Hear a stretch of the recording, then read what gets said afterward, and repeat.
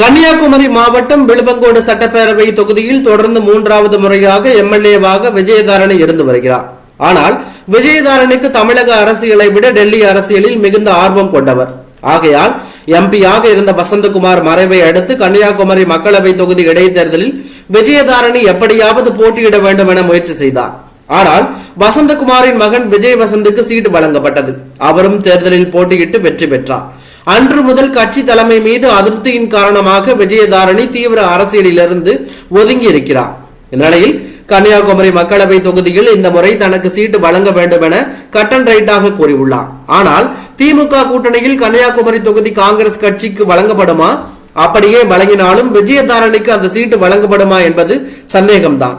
விஜயதாரணிக்கு எந்த வகையிலும் MP seat கிடைக்கக்கூடாது என்ற வேலைகளில் KS அழகிரி ஒருபுறம் ஈடுபட்டுள்ளார். ஆகையால் விரைவில் தமிழ்நாடு வரும் பிரதமர் நரேந்திர மோடி முன்னிலையில் விஜயதாரணி பாஜகவில் இணைய உள்ளதாகவும் குமரி தொகுதியில் பாஜக சார்பில் போட்டியிட போவதாகவும் கூறப்படுகிறது. இந்த நிலையில் இதுகுறித்து பிரபல தனியார் தொலைக்காட்சிக்கு விளக்கம் அளித்துள்ள காங்கிரஸ் எம்எல்ஏ விஜயதாரணி, பாஜகவில் நான் இணைய போவதாக பரவும் செய்திகளை பார்த்தால் ஆச்சரியமாக இருக்கிறது.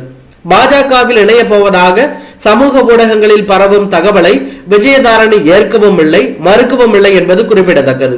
இது குறித்து குமரி காங்கிரஸ் நிர்வாகிகள் கூறும்போது, விஜயதாரணி பாஜகவில் இணைய போவதாக கூறுவது தவறான தகவல்.